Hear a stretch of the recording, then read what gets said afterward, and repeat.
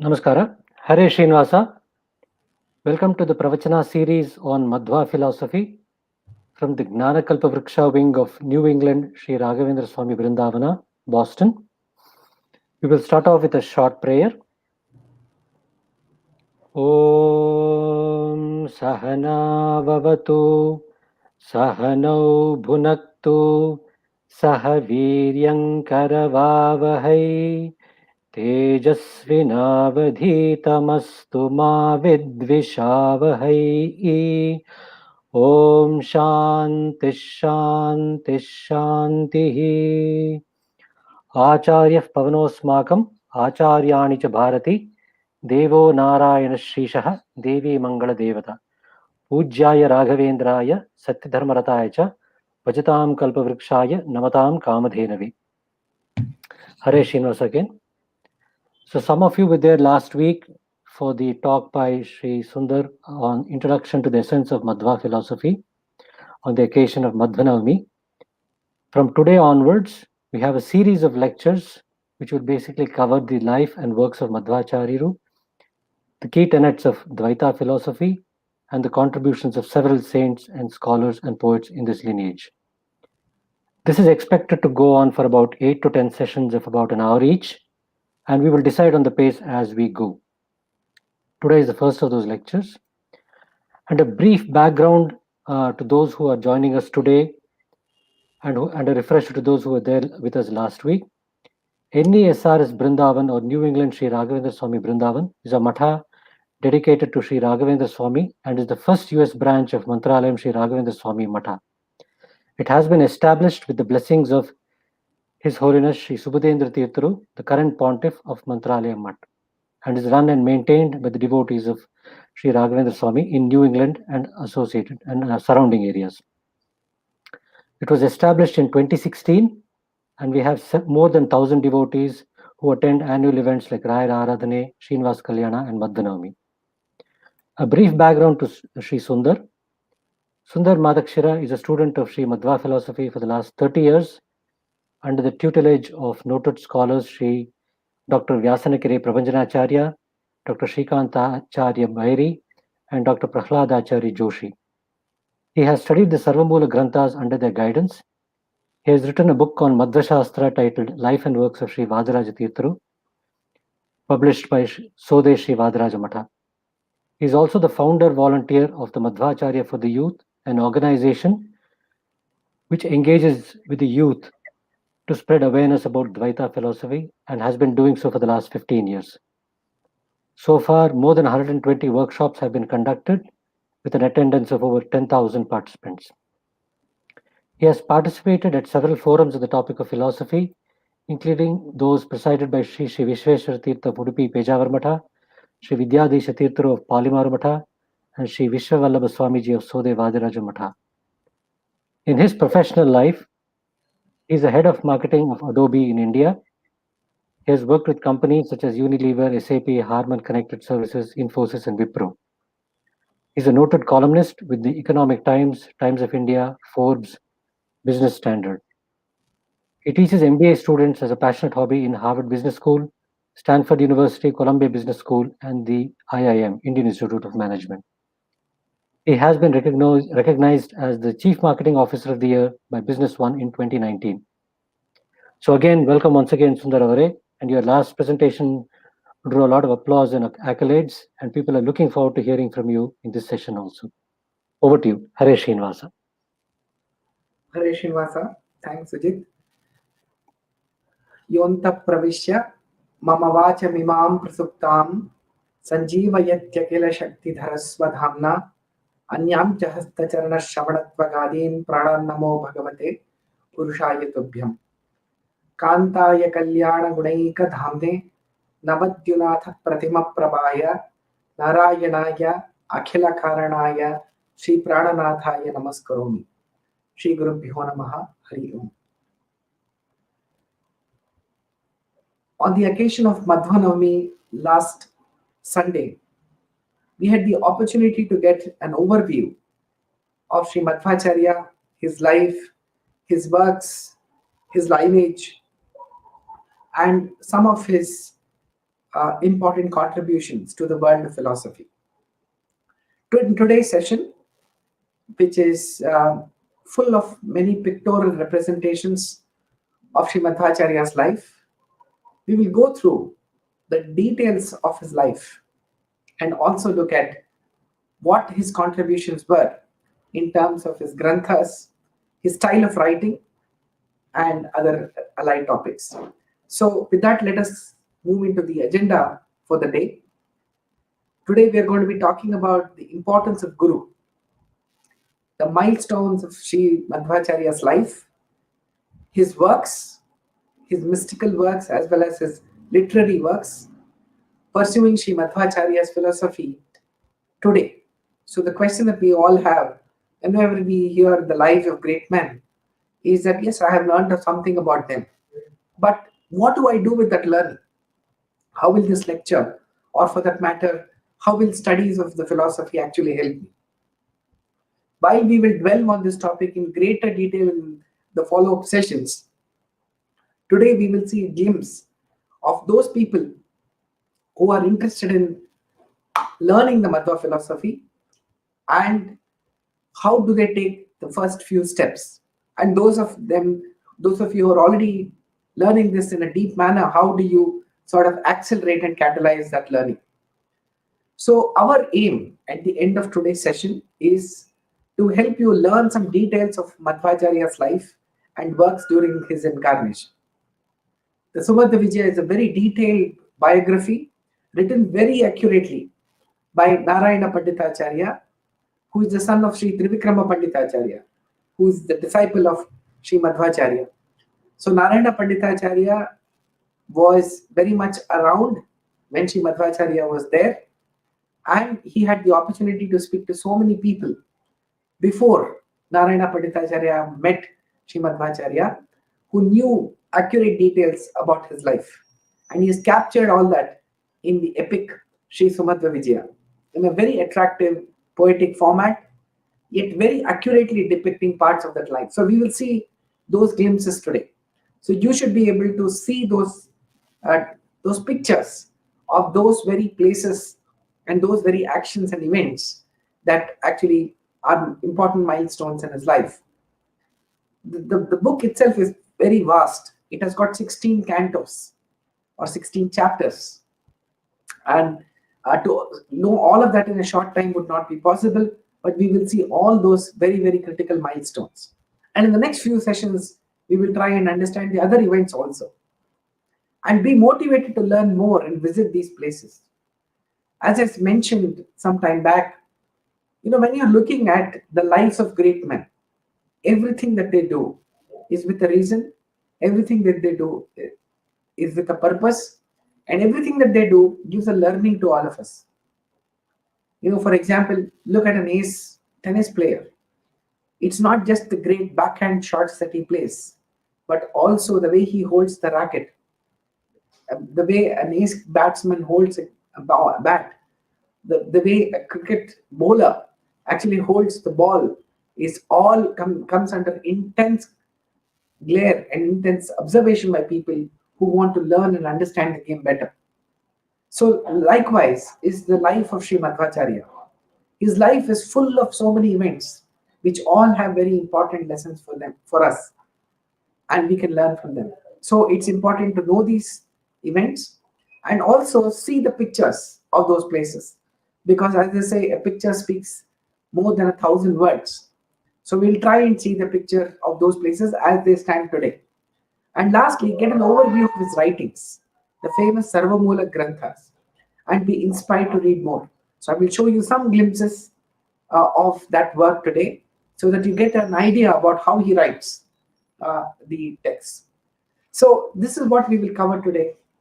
So with this, we will move into something that we covered last time as well. But it's important to reinforce this point, which is what is the definition of a guru?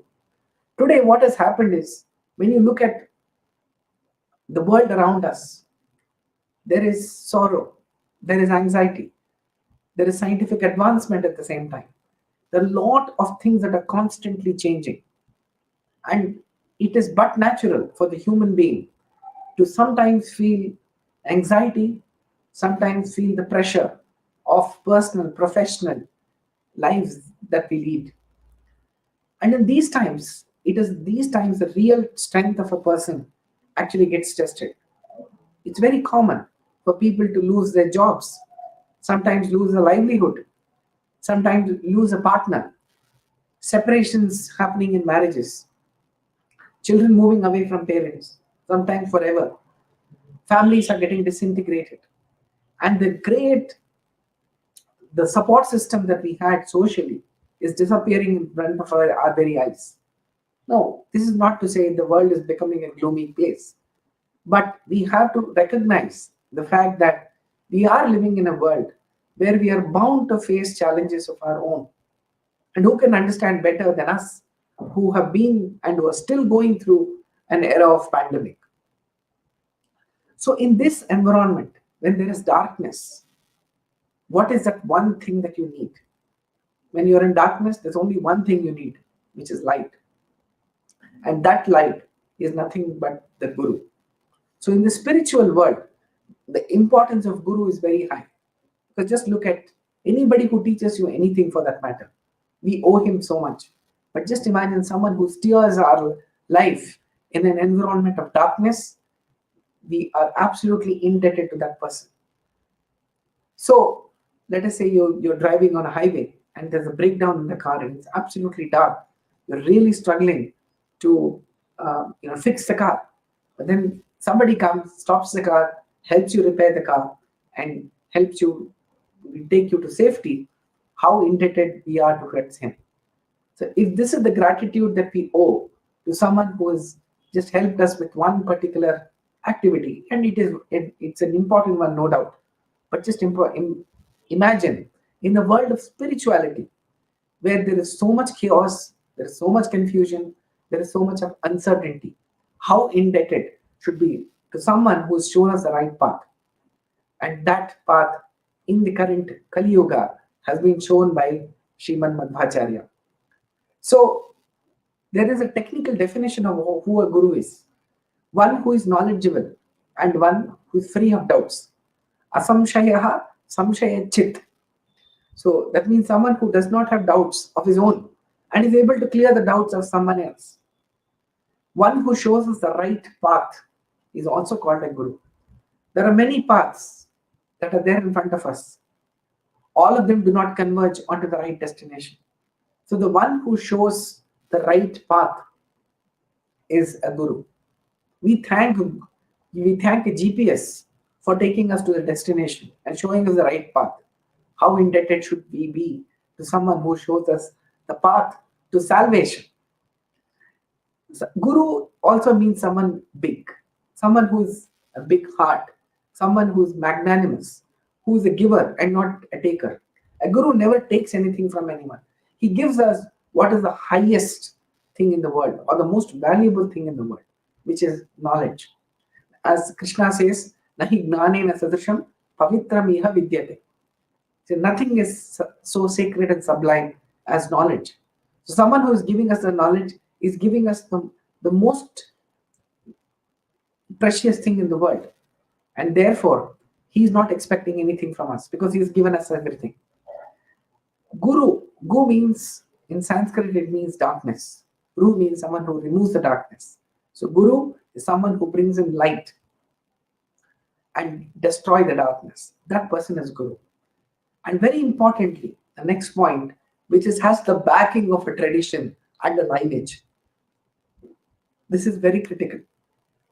When you look at the world around us, as I said, there are many people who come in and claim to be gurus. We cannot be treating all of them and accept them as gurus simply because they claim it. Let's look at this example.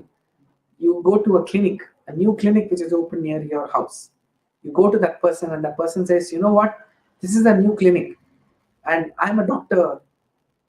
I've just started practicing yesterday. You are already very skeptical because the clinic is new and the doctor says he's just started practicing yesterday. He says not only that, all the medicines that I prescribe and I give, in fact, are all manufactured by me. I'm an expert at this. I'm such a great expert that I didn't even have to go to a medical school. I just picked up some books and started reading them, and then I have become a doctor. So don't worry, come inside and get yourself treated. I will free you from all your troubles. He will definitely free us from all our troubles by ensuring that we take an upward path. In other words, he's not going to cure us, but he's going to probably kill us. The first thing you're going to do is run from that place. So before you enter a certain tutelage of a guru, you have to test the guru. Like the guru has to test the student also tests the guru. This is not new to us. When you're looking at your world, don't we do that in our education? When we have to put our children into a school, what we do is first check about the school. Of course, the school tests the student, but the student also does enough inquiry to convince himself that this is the right place. So when we are putting so much of effort to understand the right school for us to give materialistic education, how much should we be thinking about before we accept somebody as a guru, as a spiritual, and enter his spiritual school? It's infinite effort that we must be putting so that we come to the right guru. And he guides us toward God, not away from God. Any guru who says he is God cannot be guru.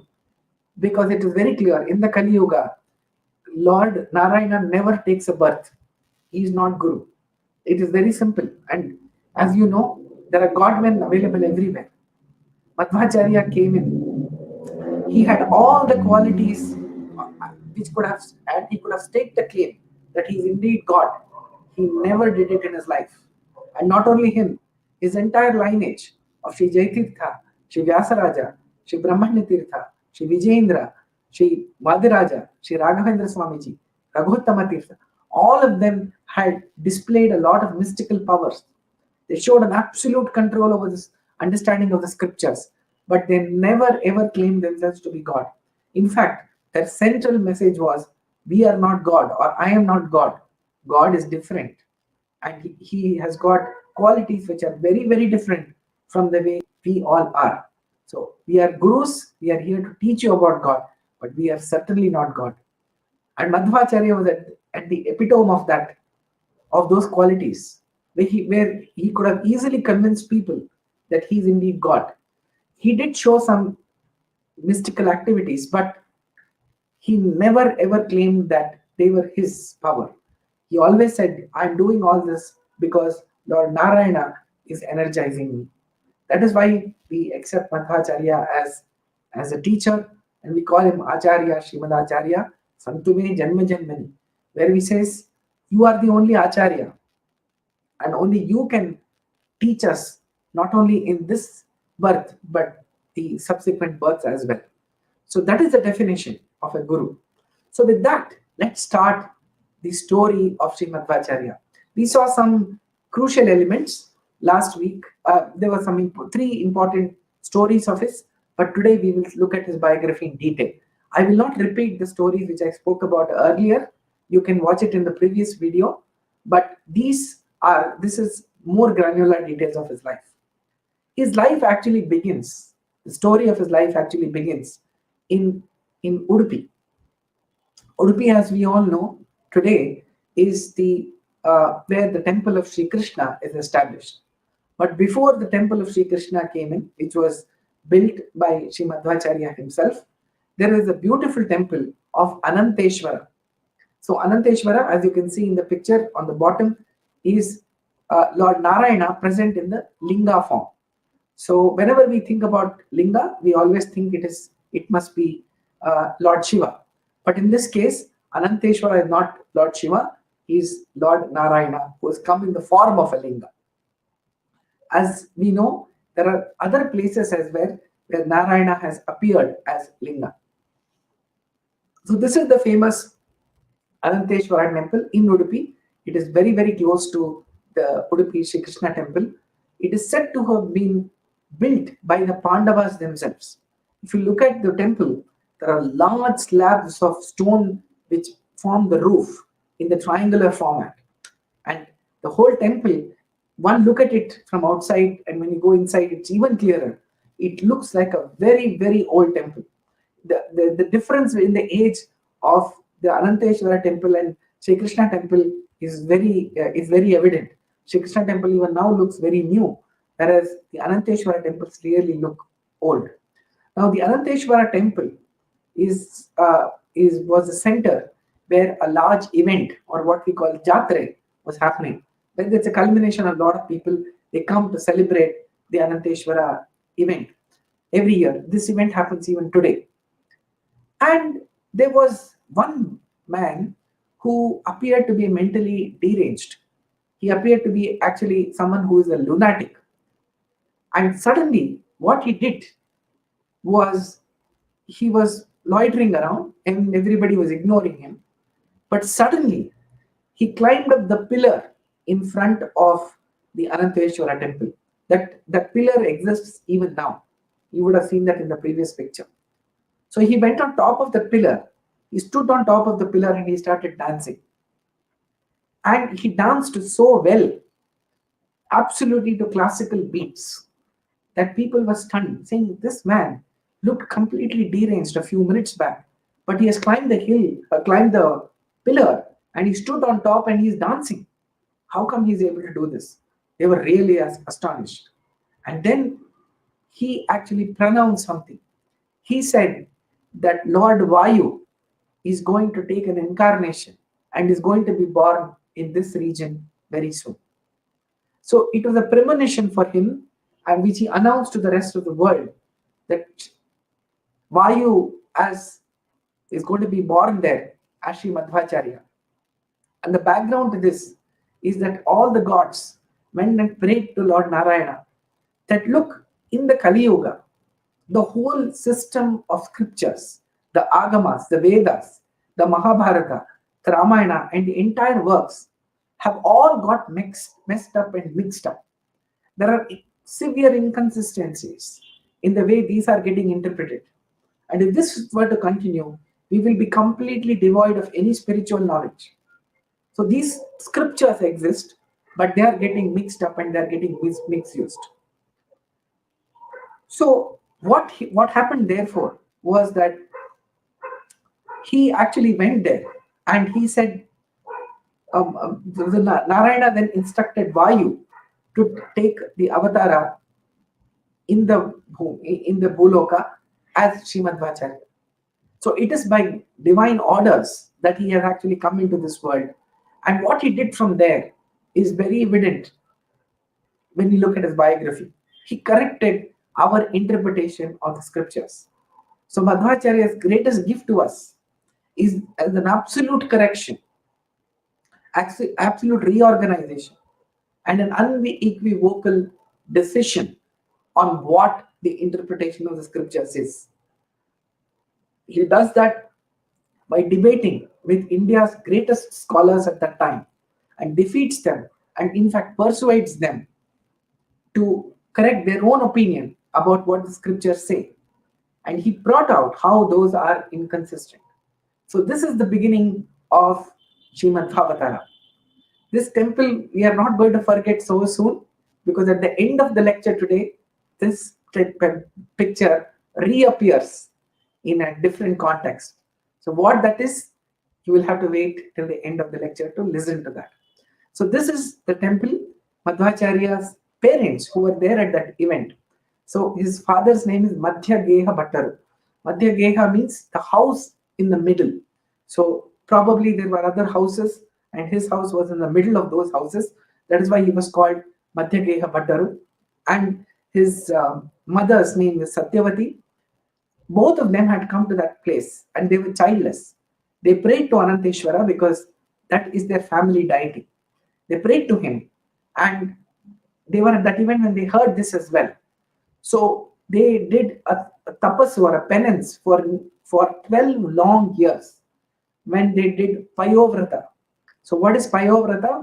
Payovrata means taking a glass of milk in the morning, offering it to the god, performing the Naivedya, and drinking that milk. And drinking only one glass of the milk throughout the day. They don't eat or drink anything for the rest of the day. It's a very difficult and it calls for a lot of determination, and they did that for 12 long years. And what happened because of that is, as they say, is history. Sri Madhwacharya was born as their son. And one look at the child, Immediately Madhya Bhatta first remarked, saying, "This child cannot be mine. It is a divine child. You look at its features, look at its build. It must be someone who's be a blessing of God, and certainly not because of a biological creation." So that is the start of Sri Madhwacharya's life. Sri Madhwacharya, I would just give a glimpse. I told about Sri Krishna Temple and the Ananteshwara Temple, but in between these two temples, on the side you would have seen the Chandra Temple. Now, the reason I recollect this is these were the two temples which existed in Udupi before the Madhwacharya came in and built the temple for Sri Krishna. So Sri Chandra Devasthana, he dazzles even today. It's a beautiful temple, extremely serene, right opposite to the Sri Krishna temple, hardly 2 meters from there. And please do visit it when you go. So that completes the story of Ananteshwara and Chandra. And we go back to the story of Sri Madhwacharya's birth. Sri Madhwacharya is born in what is called the Parashurama Kshetra. So Parashurama Kshetra, the whole region around Udupi is called the Parashurama Kshetra. So if you're wondering why that is, it is because there is a place called Kunjaragiri, which is about 13 kilometers from Udupi. So when you're traveling from Bangalore to Udupi and you cross Bangalore and you're 13 kilometers short of Udupi, then you need to take a small detour from the current highway and you have to drive in about 3 kilometers. You will reach a place called Kunjaragiri. And a little further from that Kunjaragiri was where Madhwacharya was born. So the Kunjaragiri has a historical importance where Lord Parashurama, actually there's a temple of Parashurama and there's a beautiful temple of goddess Durga. Both of them have got renovated recently. If you haven't been there, you should go there during your next visit to India and spend some time. Both are extremely serene, both of them very quiet, right in the cradle of nature. Both of them are located on small hillocks, and it is a treat to be there. You can see the entire Udupi region from these two temples. So that is the Kshetra of Parashurama and the Durga Temple. So amidst these two areas, these two temples, if you go a little further, comes the famous Pajaka Kshetra, which is the birthplace of Sri Madhwacharya. So Madhwacharya was born in a place called Pajaka. The Pajaka Kshetra today, there is a small temple of Sri Ananta Padmanabha Swami, who is again, as I said, the family deity of Sri Madhwacharya's ancestors. So you can see the temple. Of course, the shutter is closed, but you can still see the idol of Sri Ananta Padmanabha, which resides even today. So that is where Sri Madhwacharya was born. He was named Vasudeva. Now, Vasudeva, as we know, is the name of Srimad Narayana. Now, there is a very special meaning of Vasudeva. There are many forms of Lord Vishnu. The form of Vasudeva is the form which actually grants us salvation. So, as a message to all of us, God has said that the child will be named Vasudeva because he is the Guru who is going to help us get the salvation. So it is Lord Narayana who bestows us salvation, but it is Vayu who provides us the necessary Gnana, and he is the one who's going to recommend to Lord Narayana that we be granted salvation because he has actually seen and understood us and he is our teacher. So if you go to Lord Narayana and meet him and you say you are Madhwacharya's Guru, he will grant you salvation. So as a symbol of all this, he was named Vasudeva. The story goes on. There are several events that happen in his life, and we will see some of them. So Madhwacharya, or what he was called as Vasudeva, the Aksharabhyasa was performed. Now, as we know, Aksharabhyasa is a ritual where the father puts some rice on the floor, holds the hand of his son or the daughter, and makes them write on the rice. They write Om. So Madhwacharya's father did perform that ceremony to Vasudeva. Now what is astonishing is Despite the fact that there are 800 years which have passed of this event happening, the stone on which this is being done still exists in Pajaka. So when you go there, please look it up. There's a big, they have actually inscribed it on a painting about the importance of that place. And it has become a practice amongst many families that they perform the Aksharabhyasa of their children also at that place. So this is that stone where Madhwacharya, the Aksharabhyasa ritual was performed. So Madhwacharya started his education. Of course, as we know, he is someone who did not need a teacher to be teaching him and giving him Gnana. He is the incarnation of Vayu, who is the education minister in God's cabinet, if you can say. His main purpose of coming into this world was to bestow knowledge to others. But again, as the Gita says, Yadyad achariti shreshtaha tatta devetaro janaha shayat pramanam gurute lokas tadanu vartate. Like what great men do is immediately followed by the others. And the way they perform is something which becomes like, they become like role models for everyone. So with that in mind, Srimad Madhwacharya as Vasudeva go through this entire activity. So there is a very famous pond right behind the temple, right behind his house, Sri Madhwacharya's house. It is called the Vasudeva Tirtha. So this is the place where Madhwacharya had invoked the goddess Ganga herself. So as we had heard or probably heard before, the entire Pajaka Kshetra has got 4 different ponds like this, which are sacred. And Madhwacharya's parents had taken a vow that every day they will take bath in all these ponds as a symbol of purification. But on the day, whether it was the Dvadashi, which is the 12th day of the fortnight, and it happens to be a Sadhana Dvadashi. So Sadhana Dvadashi is a day on which you are supposed to have meals before a certain ordained time. So it is not possible for them to go to all the 4 places.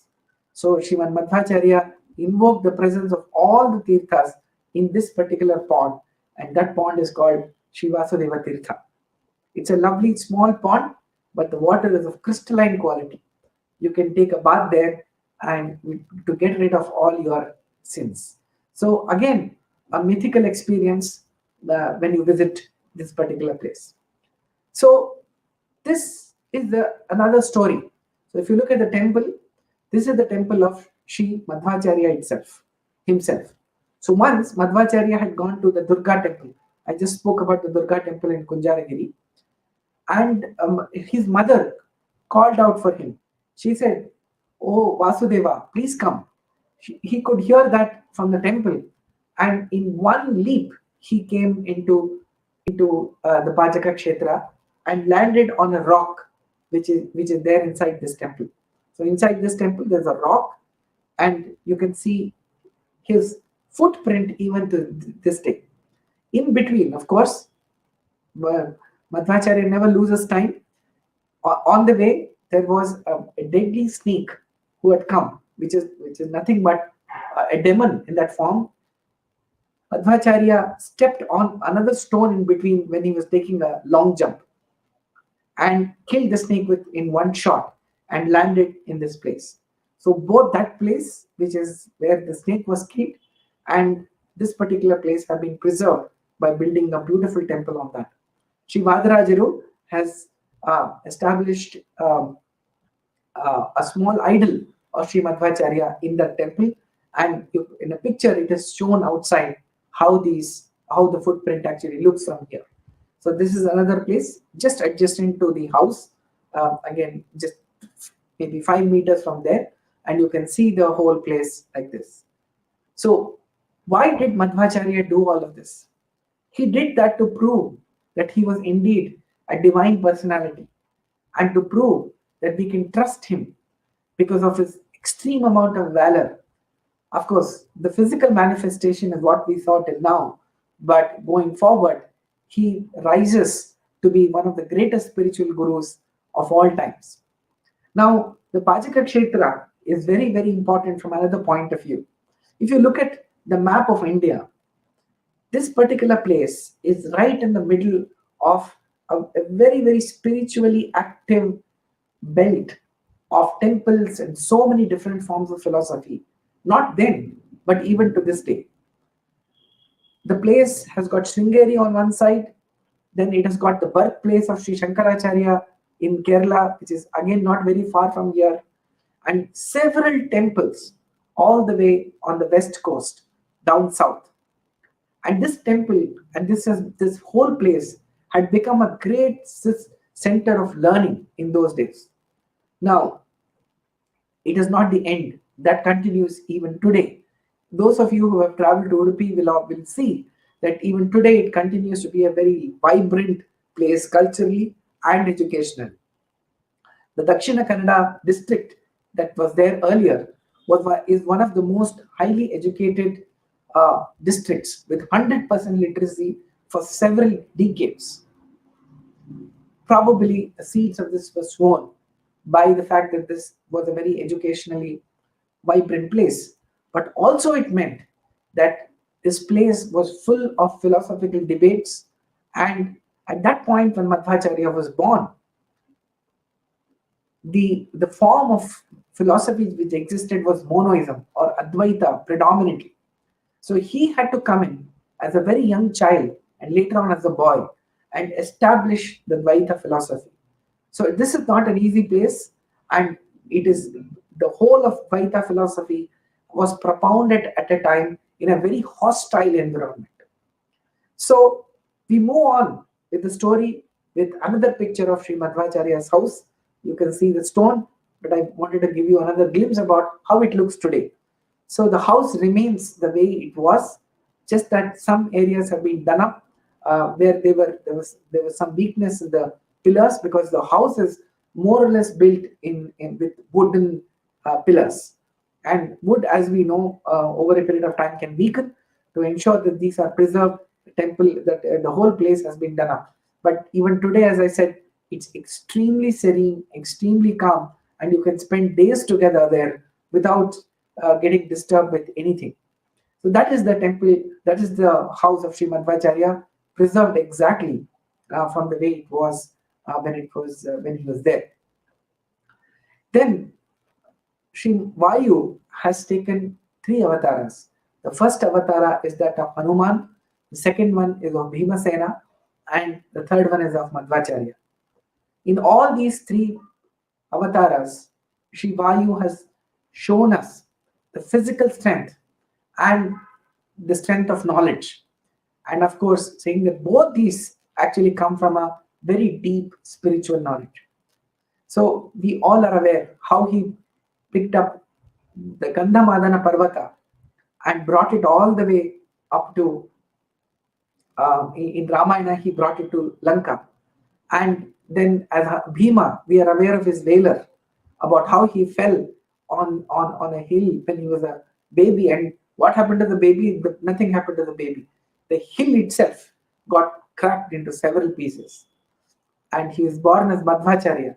So as a display of his strength, once his mother had told him that she is stepping out for a chore outside, and he should look after the milk and the curd that she had been trying to protect against animals coming and drinking them. So after some time, she went out and Madhwacharya was sitting there. And of course, the active child that he was, and he had come with a different purpose in his life, he was not to be doing such a boring activity of just looking after the milk and curd. So he picked up a big stone and kept it as a lid on those 2 utensils. The mother came back and said, "Where is the milk and where are the curds?" He said, "Just to see that they are protected, I have kept this large stone and kept it on them." Much to the shock and awe of his mother, who wondered how such a young child can pick up such a big stone. So this is, even today, this is there in Pajaka Kshetra, you can watch it.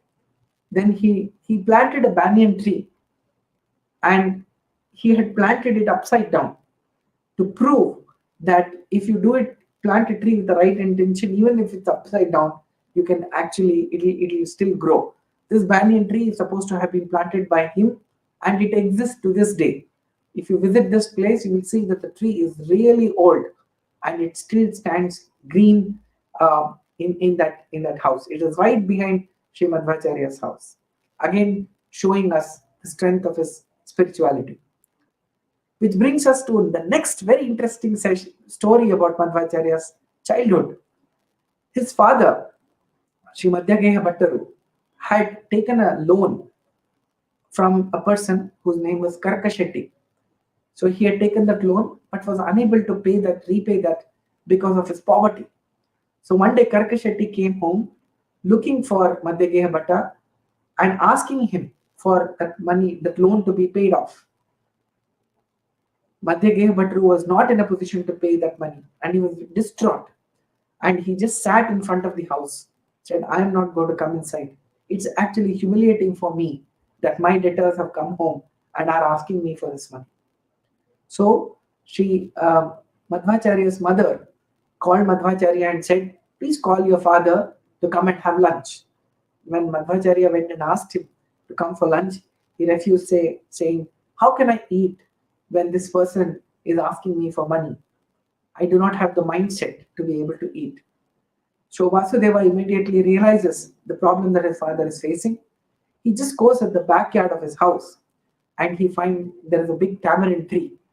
He picks up the seeds of the tamarind tree, which are lying on the ground, picks up in a handful and gives it to Karaka and tells him that, sir, this will do you good.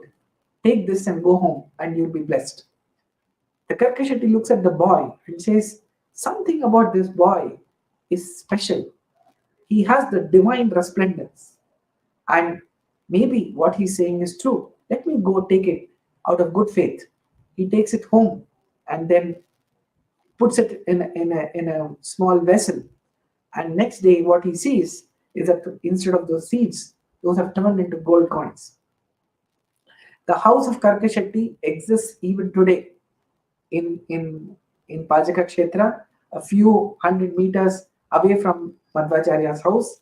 The family of Karaka lives even today, and they have built their business in Bombay, and many of them have moved there. But the house and many members of the family still stay there, and it is a common practice among Madhwas who visit Pajaka Kshetra to also pick up those seeds as a symbol of Madhwacharya's blessings and keep it in the place where they normally store their wealth. Now, we need not feel bad that Madhwacharya did not give us those seeds. Madhwacharya has given us those seeds. What he gave those people is Suvarna. Swarna is nothing but Suvarna. What he has given us is also Suvarna. Suvarna meaning golden words or great words. What are these great words? They are in the form of Sarvamula Grantha.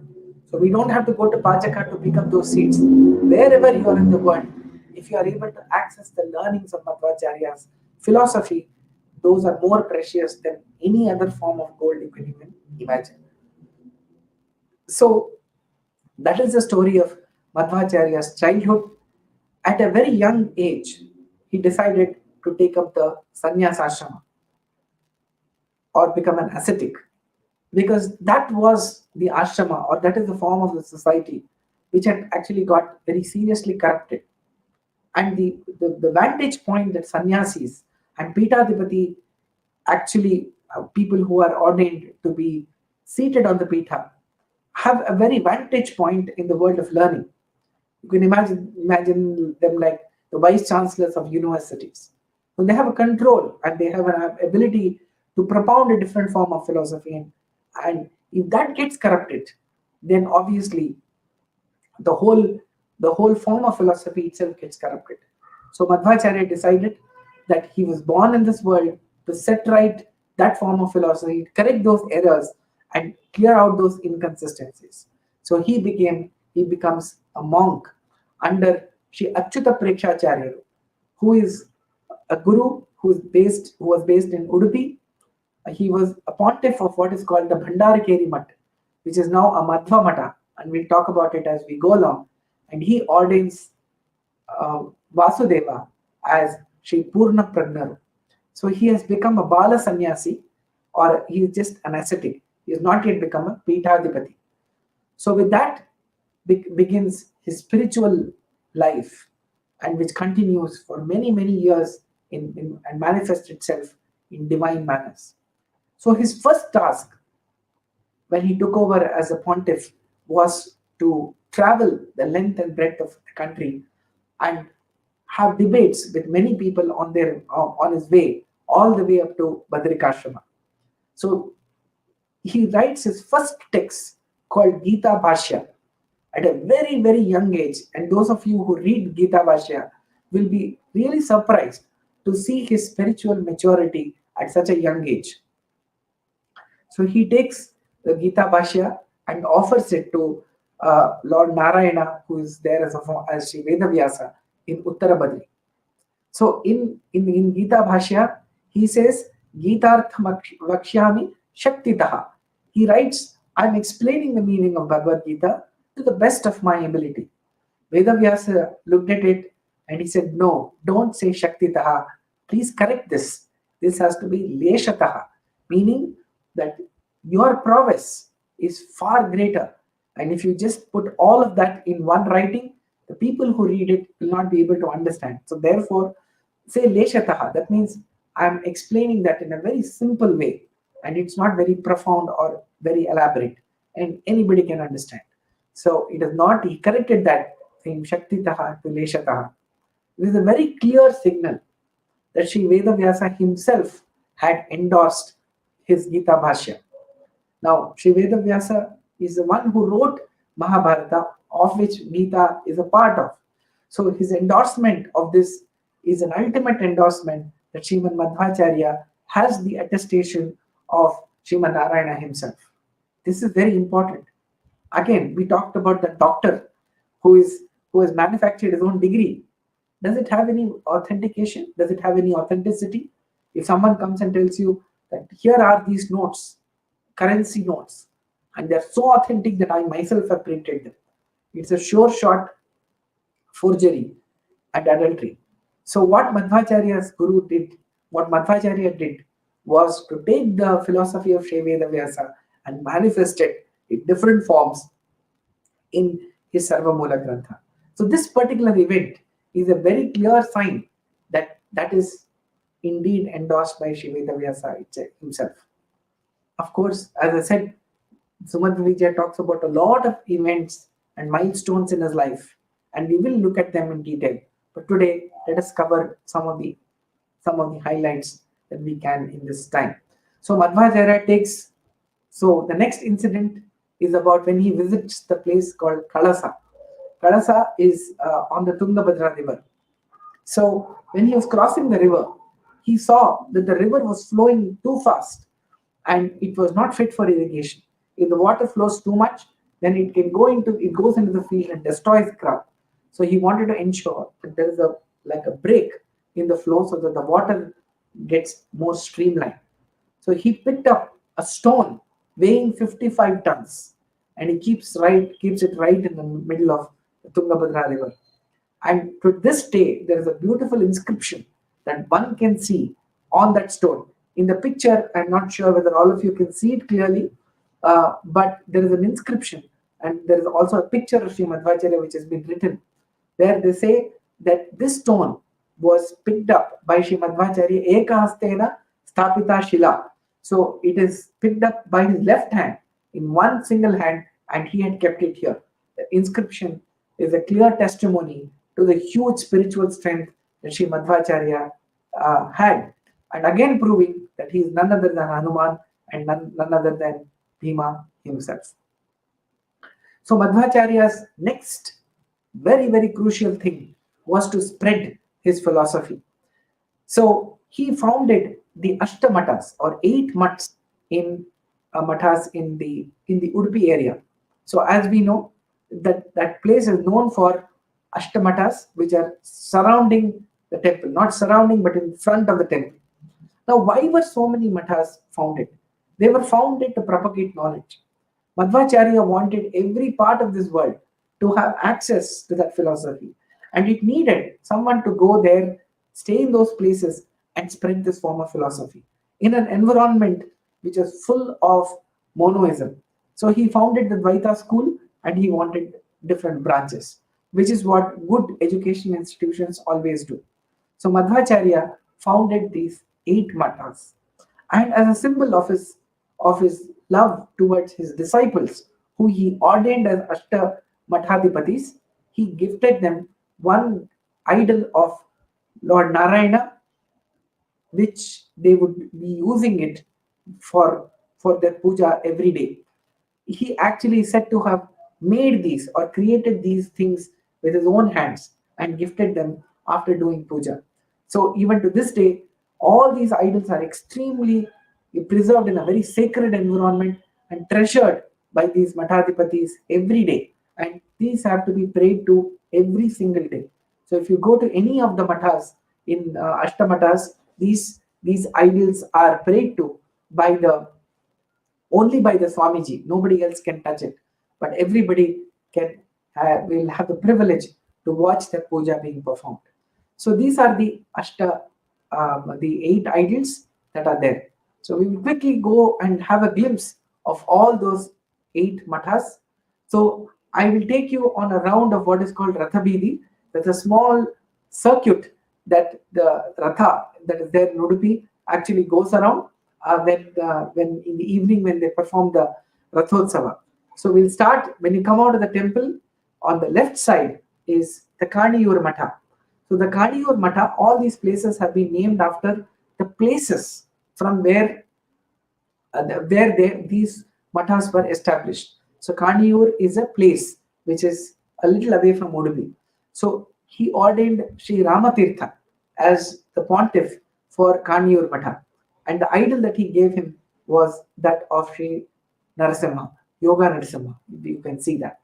And then Sri Vishnu Tirtha, his brother of Purvashrama, was the person whom he founded the Sode Matha. The Sode Matha that we know today, we know it as Sode Vadiraja Matha. But those days, when it got started, it was called Kumbhashi Matha. But then came a stalwart like Sri Vadiraja Tirtharu, who was also one of the pontiffs in the lineage. And since then, it was known as Sode Vadiraja Matha. But the original name of that Matha is Kumbhashi Matha. Kumbhashi is another small town which is about close to 30 kilometers away from Udupi. So these are the 2 mathas which form. The next one is the Adamaru Matha. The next one is the Puttige Matha. You will find the Puttige Matha and he ordained Sri Upendra Tirtha and he gifted him an idol of Sri Vithala, which is founded there. The picture of this you will see on the left hand bottom. On the top hand right side is he ordained Sri Narasimha Tirtha as the pontiff of Adamaru Matha, and he gifted him Sri Chaturbuja Kaliya Mardana, which you can see out of in those places. So that is the idol of which he has gifted to Adamar Mat. The next Matha in that sequence is Sri Adhokshaja Pejavara Matha. So Adhokshaja Tirtha was the founder of Sri Pejavara Matha, and he has gifted Vithala, the idol of Vithala. The Mat which is next to that is Sri Hrishikesha Tirtha founded Palimaru Matha, and Sri Rama with Sita and Lakshmana gets prayed to every day in that particular Matha. So that completes 6 mathas. And which are the last 2? After this is Sri Janadhara Tirtha was made the pontiff for Krishnapura, and he has got the Dvibhuja Kaliyamardana Krishna. That is the idol there. And last but not the least is the Shiruru Matha, and the pontiff there was Sri Vamana Tirtha. And again, the idol which he was gifted to is the Vithala Dev. And with that, we have completed a round of the mathas, and we have come back to where he started in front of Sri Krishna Temple. But there are 2 more mathas which also form a part. They are not a part of the Ashtamathas, but are allied to them. One is the Subramanyamata, which is actually headquartered in Kukke Subramanya. That the whole hill was run in an Advaitic tradition. Madhwacharya went there and stayed there and performed the Chaturmasa Vrata there. And in a debate with the local scholars, the bet was that whoever wins has to leave that place and forsake the whole place. Madhwacharya agreed, and his opponents also agreed. Sri Madhwacharya won the debate, and the whole hill, the Kugge Subramanya, now belongs to Sri Madhwacharya's philosophy. The proponents of that philosophy, it's called the Subramanyamata, and he has gifted the Samputa Narasimha Devaru, a small. You can see the idol. It is a small box which has got with a huge saligrama of Sri Narasimha Devaru, and it has got Vyasamushti. That means the stones which were given to Madhwacharya by Sri Veda Vyasa himself. The other matha is Bhandarakeri Matha, the one which I referred to, which has got the idol of Sri Rama. So Bhandarakeri Matha is the matha to which Achyuta Prekshacharya belonged to, and that completes the Ashtamatas and the two other mathas. So this form was created, as I said, to ensure that there are many scholars, and these mathas become the center of learning.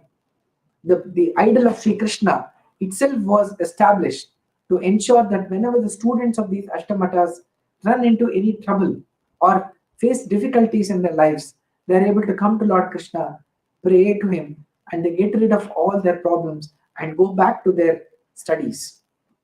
So that matha, the definition of matha itself is mataha chatradi nilayaha. That means a place where students stay there. It's like a residential school and take up learning of Vedic Shastras. So matha is that's the technical definition of matha. Even if you look at the Krishna temple, it is called the Sri Krishna Matha. It is written right on top of this of the matha even today, that it is Sri Krishna Matha. It is not a temple, it is a matha. That means the predominant, the center of gravity of the matha is always learning. It is meant to be an educational institution. And of course, it performs the role of a social organization, the role of a spiritual organization, a religious organization, and so on.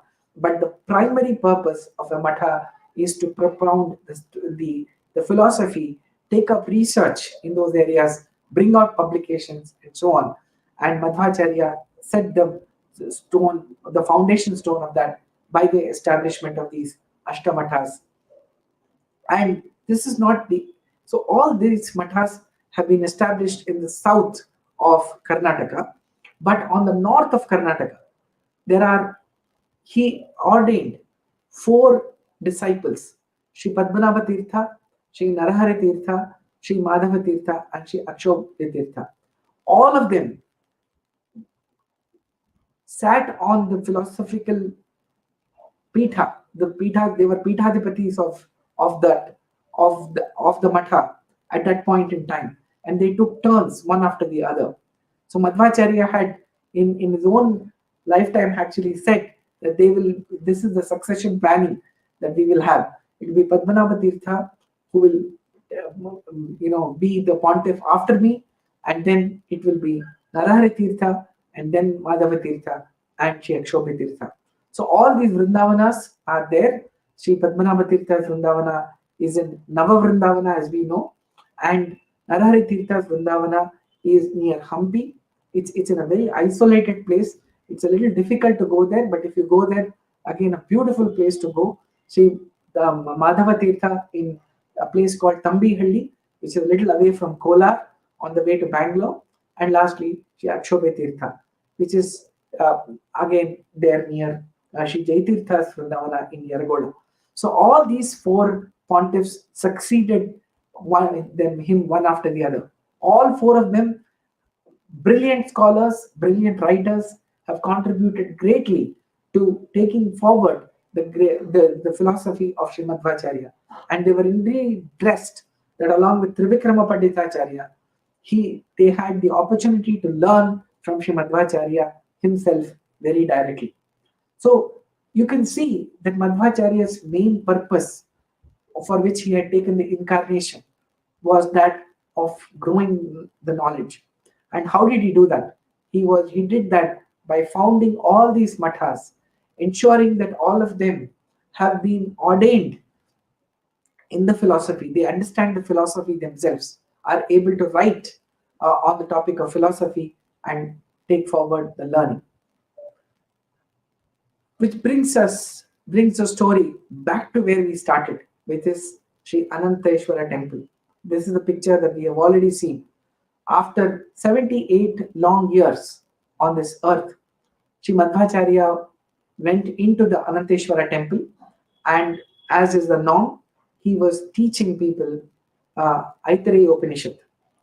And there was a Pushpa Vrishti which covered him completely, and when people took off the flowers, Srimad Madhwacharya had disappeared. So, marking the end of his incarnation as Sri Madhwacharya, Madhwacharya is believed to have left that place and gone straight to Badrikashrama, where he is learning under the aegis of Sri Vedavyasa himself. So this place again has been carefully preserved in the Arantesvara Temple. So when you enter the temple, you can see Ananteshwara. When you go on to the left, there is a small window where you can see a place where Sri Madhwacharya was seated and he was teaching his students the Aitareya Upanishad. So when we look at Sri Madhwacharya, it is not a time for us to say Sri Madhwacharya died or he passed away. He just has taken a celestial form which we can't see him, but he's still studying under Sri Vedavyasa. What a great tribute it is to the field of knowledge, whereas somebody like Sri Madhwacharya himself is going and learning from Sri Vedavyasa. Again saying that he had come into this world because of Sri Vedavyasa's instruction. He came here and he has gone back to learn further on the topic of philosophy. So Madhwacharya's life, as I said, lasted for 79 years then when we could see him, and to this day he exists in the Uttara Badri. So I know we are out of time, and with the permission of the organizers, I'd like to take about 5 to 7 minutes more and complete a few things that we had planned today. So Madhwacharya's works we had talked about it very briefly. Now it is very rare to find somebody who has written a commentary on every part of the philosophy. Many teachers of philosophy have left out some part. Something is incomplete. But Madhwacharya is Purna Prajna, someone who knows everything. So he has actually given us a text to help us understand all the aspects of philosophy. So whether it is the Vedas or the Upanishads or the Brahma Sutras or the Puranas or the Itihasas or the Prakaranas, and the list goes on, whether it is the stotras or the prayers or achara granthas, which are texts which explain how should we be performing our rituals, how should our conduct be, how should we be thinking, or of course the Bhagavad Gita itself. He has written a text on all of them. Now I will not go through that list of 37 Sarva Mula Granthas that he has written. Now obviously those of you who have read his books will be very familiar with this, but those of you are not, to give you a glimpse about how he writes with absolute clarity. He writes with using very, very simple words and texts. He writes very short sentences, and there's an element of finality. It's like a verdict. Mahabharata Tatparya Nirnaya, Bhagavata Tatparya Nirnaya, Gita Tatparya Nirnaya. So he delivers the final verdict. Now, why is it important to have this finality out of spirituality? The reason for this is that we have limited life. We cannot be spending all our life only exploring. We need some guru to give us what is the final verdict, what is the ultimate thing that one needs to believe in, what should be our purpose of life. Now, if one has to do that, then there has to be an element of finality. He quotes from many texts.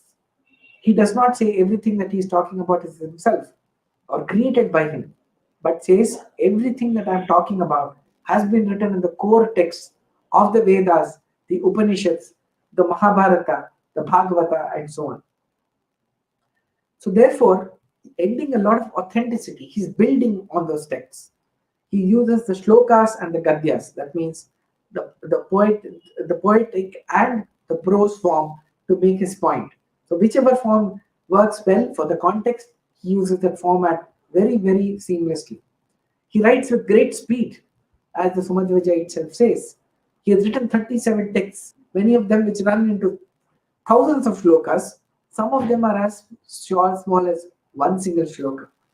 But he writes with great speed, like the way he wrote Anuvyakhana, dictating the book to 4 different students at the same time, ensuring that each one of them gets input for one particular chapter that he is writing to improve the speed with which he wanted to complete. Everything that he has written has been authenticated by Shri Vedavyasa. So just like we heard Gita Bhashya being authenticated, the second time he visited Badri, he offered him at his feet Shri Mahabharata Tatparya. Again, something which he got the blessings of Shri Vedavyasa. And each of these texts have an excellent commentary written by Shri Jaitirtha, and that is why he's called the Tikakar. Tika means critique. That means bringing out all the aspects of the original text in the consistent manner and the manner in which the original author actually presented. That is called a Tika. Tika does not mean criticism. We use the word Tika to mean criticism. This is not criticism, but critique. That means something that he writes as an appreciation of the overall activity. So this is the other highlight, where there is a commentary of Sri Jaitirtha available, which helps us really understand the greatness of that philosophy. Then it has, to simplify this further, his entire lineage of pontiffs as well as people who came from the Dasa Sahitya have ensured that this language, this gets represented to match the scholastic level that existed at that point in time. And people are able to understand. And of course, whenever there was a barrier of language, because again, this was something which was presented in Sanskrit, but it was represented in Kannada in the form of Haridasa Sahitya. And the best part, and this is the real highlight, Vidya Dadati Vinayam, as they say. That means somebody is truly educated, he has humility. And that's absolutely evident from Sri Madhwacharya's entire lineage, including himself, where he says, whatever I do, Naham Karta, Hari Karta. I am not the doer, Sri Hari is the doer. So if you see me writing something, it is Sri Vedavyasa who is writing and not me. Similarly, Jaitirtha, Sri Vyasaraja, Raghavendra Swamiji, all of those people in their texts mention that whatever is the greatness of whatever they are writing is all because of their Guru, Srimad Madhwacharya himself, and not their own valor or own skill. We will see a lot more about his lineage, what is the contribution of each of his disciples who came in the lineage, which continues unabated for 800 years.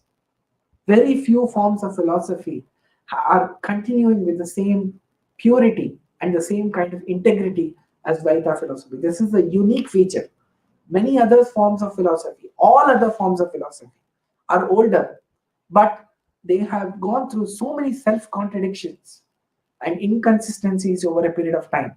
But Dvaita philosophy continues as one Dvaita philosophy even to this day.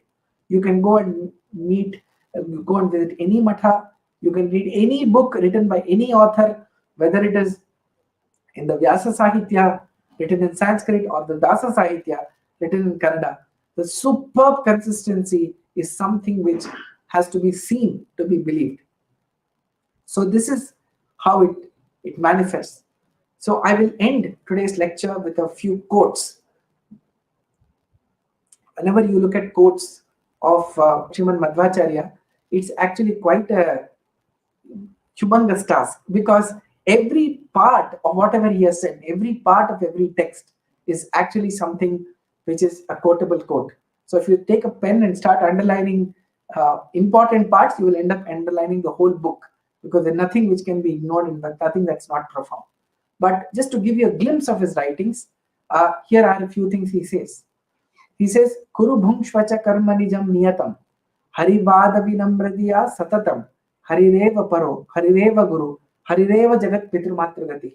He says that in inimicable style in Dvadasha Stotra, which is a collection of 12 different sets of stotras. And he has simplified the message of Gita so well. And if there's a one line to do list of what Madhwacharya says, it is this. He says, whatever is your ordained duty, that is Guru Bhungshvacha Karma Nijam Niyatam. So whatever is the ordained duty, that means something that you have taken up, and suppose you have to perform, like you are a son, you are born as a son. There are certain duties that are ordained to you. If you are born if you have to taken up the profession of being a doctor, then that becomes your ordained duty. Similarly, if you are ordained to study the text, you have to do that. So whatever is the ordained duty, perform that. Kuru bhungshvacha karmanijam niyatam. And enjoy the fruits. He does not say do not enjoy the fruits, but don't seek the fruit. The fruit will come to you, and always seek a higher fruit. So Kuru bhungshvacha karmanijam niyatam haripada vinamradiya satatam. Whatever you get is because of the great grace of God. So whatever you get, offer it to Lord Vishnu. And whatever you offer to Lord Vishnu becomes infinite in proportion, because now it's not you, it is his, and his wealth, his knowledge, his happiness is absolutely infinite. So whatever you get is also going to be infinite and immense. Harireva paro, harireva guru. Hari, only Hari is para. That means he is very different. Harireva paro, harireva guru. He is the one who is the ultimate source of all knowledge. Today we may be getting knowledge from our teachers, but they in turn are getting that knowledge by the grace of Sri Hari only. And Harireva Jagat Pitrumatragati. He is the mother and he is the father, and because of which we all are there in this world. The mother and the father, with their best intentions, have their own limitations. But Hari has no limitations. So as we grow up, we move out of the home, the child goes out of the house, goes to the school. The parents cannot protect him there. But Sri Hari is not like that. He is omnipresent, and wherever we go, he will have an eye for us, and he will protect us. That is the beauty in which he has said. Let me tell you a few more shlokas. Nacha anubhava virode agamasya pramanyam. Again, a very important, I wanted to give you a glimpse of how he writes prose. He writes in very short sentences, very short. This is a sentence by itself, which he says that if you read any of the texts and you want to consider that as a proof, if it does not come into your experience, you're not able to experience that form of philosophy, then it cannot be considered as proof. So it is a proof only when your mind experiences it. So again, a very, very key tenet of Madhwa philosophy. Another quote from Dvadasha Stotra, very relevant to today's world. He said, Tadalam bahuloka vichintanaya pravanam kuru manasam ishapade. Every day we get up in the morning and say, oh my God, I've got so many problems. I've got so many things to deal with. I don't think I have any time for God. He says, Tadalam bahuloka vichintanaya. He's not underestimating the problems that we face. That's why he says, bahuloka vichintanaya. That means all the troubles that we have, all the great troubles that we have in this world, push it aside and focus on Pravanam Kuru Manasa Isha Pade. Isha Pade means at the feet of Lord Narayana. But Isha Pade also has another meaning. Focus all your attention on Isha Pade. That means those words, Pada, that has been given to us by Lord Narayana. So he says, focus on his feet, focus on his Lord Narayana's work, Narayana's work meaning Ramayana, Mahabharata, Brahma Sutras, and so on. And focus on that, and then the daily troubles will be taken away from you, because you will be able to overcome that with a spiritual mindset. He has also composed a beautiful shloka, which actually is in the form of what is called the Kanduka Stuti. Kanduka meaning in Sanskrit means a ball. So he was tapping the ball on the floor and he was reciting the shloka. So I will not go through this long shloka now because we are short, But please teach it to your children. The recording is available on several YouTube channels, but it goes like somebody is tapping the ball. Ambara Kanga Chumbita Padaha. So like that, the whole shloka goes. So please do read it. His stunning discovery, and which we spoke about last time, he says that Trayortha Sarva Vedeshu, Dashartha Sarva Bharate, Vishnu Nama Sahasranama Vampi Nirantara Shatartakam. He says that in Gita Bhashya, where he says every verse of the Vedas has 3 meanings. The Bharata or Mahabharata has 10 meanings, whereas Vishnu Sahasranama, for every word that exists, it has got at least 100 meanings. So that is where he brought out the profoundness of, of, of Vishnu Sahasranama. Then he, in the next shloka, he emphasizes what is the power of listening to a shloka, listening to a pravachana. How can it change? Sometimes we say, okay, what will happen if I listen to a discourse? Maybe I listen to it tomorrow morning, I will forget. No, he says it has got an appeal into your subconscious mind. Remember all those things that we heard in our childhood. How many years have passed? How many decades have passed? But we still remember them because it has gone into our level of subconsciousness. So he says, Shrutva Dharmam Vijanati. When you listen, Shrutva, you get to know the Dharma. What is Dharma? Shrutva Tejati Durmatim. The moment you hear good thoughts, automatically bad thoughts go away from your mind.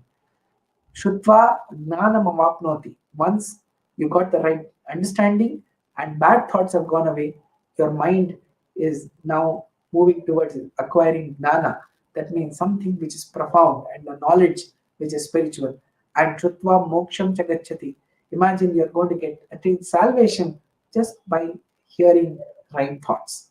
And as they say, the last is for the best. Of course, every word of what he has said is profound, but here is a very interesting presentation. That's why I have put it here.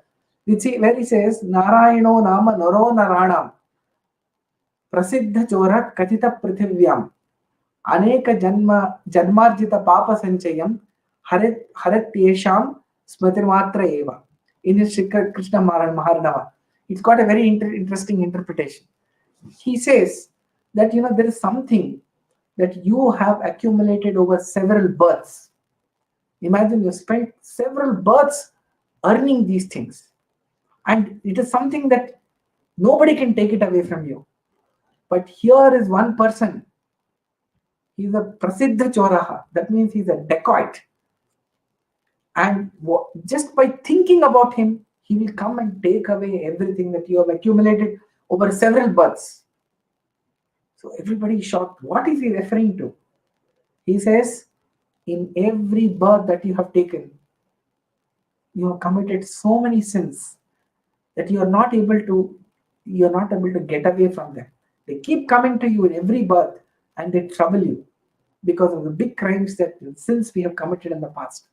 But when you have accumulated all of them, just think about Lord Vishnu. Just think about Lord Krishna. And immediately he will come and take away all that could not be taken away from you. Because he is a prasiddha choraha. He says he is a dacoit.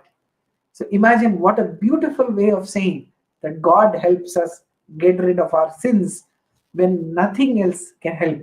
And what do we have to do all of this?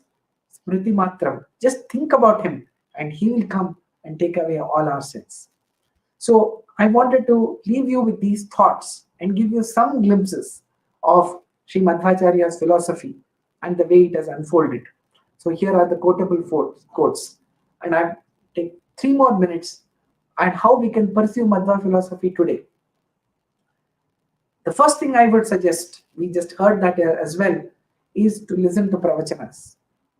Please listen to Pravachanas. There are a lot of very interesting Pravachanas by great scholars, by great experts. One of which I have mentioned below is vyasamadhva.org, which has got all the recordings by the famous scholar Sri Subramanyamata himself. It has got 6,000 hours of great Pravachanas covering different topics. that he has covered over the last 25 years almost. Many of you are interested in learning about Madhwa philosophy, so I thought I will suggest some good short books. The first one is The Philosophy of Sri Madhwacharya by Sri B.N.K. Sharma. Again, a very well written book, written several decades back, but finds its relevance even today.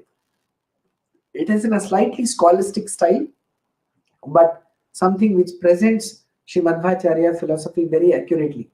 I actually have the PDF of that, and I'll be happy to share it with all the organizers so that it can be sent to everyone. That is in English, Gita Sarodhara by Shri Vishweshatirtha Swamiji of Pejawar Mutt. He had rendered a series of lectures on Gita, Bhagavad Gita, which has been captured, translated into English. Life and Works of Sri Madhwacharya by Sri Pravachana himself. He has written that in English. Of course, Kannada, many of the books are there, but I'm suggesting books which are really short. Madhva Shastra by Dr. Vyasanikara Prabandhanacharya. Again, Mahabharata the Belaku. And if you have the time, please make it a point to read Sri Rukminesha Vijaya, a magnum opus of Sri Vadaraja Tirtharu, written in an absolutely fantastic style. So if you want to understand the Bhagavata, the profoundness of Madhva philosophy, as well as understand some world-class Sanskrit poetry, it is Sri Rukminesha Vijaya by Sri Vadarajaru, which has of course been translated by many people. The latest translation of that is available, done by Sri Prabandhanacharya in Kannada. So apart from this, there are several other resources available on the web, and since many of you would prefer to read it in English, I would suggest that you pursue that. Madhwacharya for the Youth, of which I am a part, we have been conducting these workshops since 2005 for the benefit of the youth. A lot of these lectures have been done by Sri Prabandhanacharya in Kannada, but from workshop number 107 onwards till now, which is 118, about 12 of these workshops are in pure English. Please go to that. We have covered many topics of Madhva philosophy in that YouTube channel, Madhwacharya for the Youth. You'll find all the video recordings available, and those which are available in audio format are available on vyasamadhva.org. So I wanted to give you these resources because I have got requests on these topics repeatedly. But what we need to remember is that the journey that we have started on the day of Madhva Navami, where we got an overview of Madhva philosophy, and today we had the opportunity to learn some of the most intricate details of Madhwacharya's life, only takes us to the next topic in this series, which is about the 9 tenets of Dvaita philosophy. If you can go to the next slide, where we'll come back to the question and answers. The session 2, which is going to be soon, the organizers will keep us informed. It is about the building blocks of Sri Madhwacharya's 9 tenets of Dvaita philosophy. Now, we have heard that, and we always have this concept that philosophy is something very big. It is something which is unsurmountable sometimes. We get a little overwhelmed, saying, "Oh my God, Mahabharata is 1 lakh shlokas. How will we grasp all of this?" But all the text, all the entire Dvaita philosophy has been captured in a single shloka by Sri Vyasarajuru. So which is that shloka, and what is the meaning of that shloka, and which are those golden tenets and the cornerstones of Madhva philosophy, to which all the 37 Sarvamula Granthas actually go up and culminate in, is something that we will see in the next session. So please be there for that session. It is going to be for slightly longer. It's going to be about 75 minutes because we have to cover 9 different tenets. So with those words, I would like to hand it back to Sujit. I'm extremely sorry for overshooting the time. I know this time is a precious Sunday morning for all of you, and many thanks for being here with all the patience. And back to Sujit. Thank you. Sundara, we have a question from one of our audience. I'm going to show it and see if you can see it and answer that question. There are so many Madhvas belonging to Sri Raghavendra Swamiji Mutt and Uttaravi Mutt. Can we please address the origins of them? Yes. So Again, the Ashtamatas were founded by Madhwacharya, but he also ordained 4 people to take up the Pitha after him. The first one, as we know, was Sri Padmanabha Tirtha. The Uttaradimat, the current day Uttaradimat, finds its genesis in Sri Padmanabha Tirtha. And he is the one who actually was given the responsibility of propagating the Madhva philosophy in the north Karnataka and upwards of north. That is why it is called Uttaradimat. It means it is supposed to be propagating the philosophy in the north. The Raghavendra Swami Matha then came later. It was named after him. Of course, there's a big lineage from Madhwacharya all the way up to Sri Raghavendra Swamiji. But before Sri Raghavendra Swamiji was Sri Sudhindra Tirtharu. Before him was Sri Vijayendra Tirtharu. And before him was Surendra Tirtharu. So this goes back again to the lineage of Sri Madhwacharya. And as we know that all these mathas were all created by the famous gurus at that point in time to ensure that the philosophy has been spread to different geographical regions. So they all were very active in certain areas at that point in time to ensure that the philosophy is strengthened in those places. So that is the origin. We will look at in this in greater detail in a separate session that we are having only, which is going to talk about the lineage of Sri Madhwacharya, the sthanamana, or the pecking order, as they say, about each of these gurus and their contribution to the propagation of the philosophy. I will give a more detailed answer in the subsequent sessions. Thank you, Sundar Avare. Harish, it was an excellent session again. Every time I speak to you, there's a lot of gems of knowledge keep coming, and we keep yearning for more. And if I can surmise this, in one word, or one sentence, I think, like you initially said, it's nahi gnanena sadrisham, right? Nothing is more sublime than knowledge, right? And there are a lot of takeaways. I kind of jotted about 6 pages of notes, right? I'm sure that a lot of people would have gained a lot of knowledge through this pravachana. And I particularly liked one point where you said, student has to test the guru, right? So really validate whether the guru is actually saying the right thing, which is what we kind of do. I think that kind of brings about the scrutiny part of it, which is very, very critical, especially in this particular path, spiritual path. And the point that you made of guru is the light that removes darkness, right? Kind of struck a chord. And you also talked about the prowess, basically, right? The fact that Madhwa was basically an avatar of Sri Vayu. He kind of in all 3 janmas of Hanuman, Bhima, and Madhwa kind of showed his physical attribute, the physical prowess on display, and also the divine powers. The tamarind seed episode where you talked about getting turned into gold to fulfill a loan, basically, right? And also the other part which you said, Madhwa has actually given us all suvarnas, right? The gold to that trader, as well as the suvarna in terms of great words to all of us, right? I think it's kind of continuing through this Pravachana series, as you rightly said. It was also very interesting to know about the different mathas, the Ashtamathas, and the purpose for which they established the 8 mathas and the different presiding deities, as so to speak, in each matha, as you kind of mentioned. And you kind of highlighted a very important point about mataha chatradi nilayha, right? All the mathas are veritable universities in their own making, right? So that's a very key aspect. Of course, you covered the Subramanyamata and Badrikare Mata, and also the Raghavendra Swami Mata, Uttaradi Mata, which came through a question. And also the 4 key disciples, Padmanabha Tirtharu, then Narahari Tirtharu, then Madhava Tirtharu, and Akshobhi Tirtharu, and how they kind of went about propagating the message of Madhwacharya itself. And also, you kind of brought the chronology of, last week also we had talked about the appearance and disappearance, basically, of Madhwacharya, basically, and the significance of Ananteshwara Temple. And this time also it kind of came to the fore and in a very clear form that he was teaching the Aitareya Upanishad, and he kind of dissipated at pretty much the age of 79 or so, right? And his critical contribution, kind of the vast expanse of literature that came forth in a very concise form, addressing all the scriptural text, basically, right? 37 Sarvamoola Granthas addressing the Gita, Vedas, and all the Puranas and all that, right? And definitely, I think one of the underlying factors which I took away is, Vidya Dadati Vinayam, right? Which is basically, with all this knowledge, ultimately, the defining factor is humility, not arrogance. So that's one of the key tenets, basically, which is a key takeaway for me.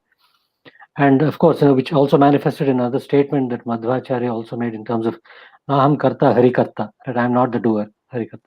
So a lot of takeaways, basically, right? I can go on. And thanks again. I think we spoke about how to make it relevant to today, and what is the journey, what is step 1, step 2, step 3. And then, as you rightly pointed out, Pravachana is a very good start. That's where we have started off. And I feel like now, at least I'm coming towards, from my personal journey standpoint, I'm at coming towards a level 0 at least. Right? So and I like that last quote that you mentioned where Narayana is dacoit, basically, right? It's a very nice characterization. And we have heard of Navanita Chora, but this is another thing, right? Prasiddha Chora, for basically stealing all our, taking away us. I'm waiting. Basically, I'll open the doors for him to come and steal away, right? My all my vasanas, basically. So yeah, thank you very much again. It was an excellent lecture. And as you rightly said, I think in the next steps, and this is basically, we didn't talk about it in detail, but there's a lot coming. I know there's a lot of gems, like I mentioned, from Sundar. So we'll talk about the next 9 tenets of Madhwa philosophy, and even beyond. There's a lot of lectures lined up, like in terms of the unique style of works by Sri Madhwacharya and his parampara. We'll talk about all his Shishyas, Padmanabha Tirtha, Narahari Tirtha, and their compositions, Sri Padarajaru, Vyasarajaru, Vadirajaru, and so on. And then, in fact, even address rituals. Why do we even do the rituals? Sometimes we kind of are aghast at some of the rituals we perform, but there is a significance to the rituals that we perform, and even when we are on a spiritual journey as such. So that is something that Sundar will cover in one of the subsequent lectures. And something that Sundar basically emphasizes is not representing Madhwacharya's philosophy. It's about representing, right? Sri Madhwacharya's philosophy in the contemporary world. How do you actually contextualize to our lifestyles and our careabouts and of the problem statements that we have in our lives today? And how do you make it relevant? And how does the Dasa Sahitya of all the Haridasas, right? Purandara Dasaru, Gopala Dasaru, Jagannatha Dasaru, and so on, right? How does it come into play? And also, how do we come up with a playbook, basically, right? Ultimately, we all, in our corporate lives, we talk about what is the playbook to do this, to achieve this, right? And sometimes we have a lot of management literature which comes to the fore. So similarly, we need a workbook, basically written. How do we actually adopt these scriptures and the lessons that we learn from the Puranas to live a fulfilling life and a spiritually, advancing life, basically in this particular lifetime. So there's a lot coming up, and we'll sequence this in the next 8 to 10 lectures as such. So please be tuned into this. We will share the links, a couple of days before, and please share this with your friends and family, your relatives, so that we have more people actually, in the stream of knowledge that Sundar is actually giving us through Madhwa. Okay. Thanks a lot again, and please subscribe to the channels Madhwacharya for Youth, or even for the channel on Gnanakalpavruksha with NESRSB. So with that, we leave you. Thank you very much for attending today's session. We'll close with one shloka. कायेन वाचा मनसेन्द्रियैर्वा बुद्ध्यात्मना वा प्रकृते स्वभावात् करोमि यद्यत् सकलं परस्मै नारायणायेति समर्पयामि. ॐ शान्तिः शान्तिः शान्तिः. श्रीकृष्णार्पणमस्तु, श्रीमध्वेशार्पणमस्तु.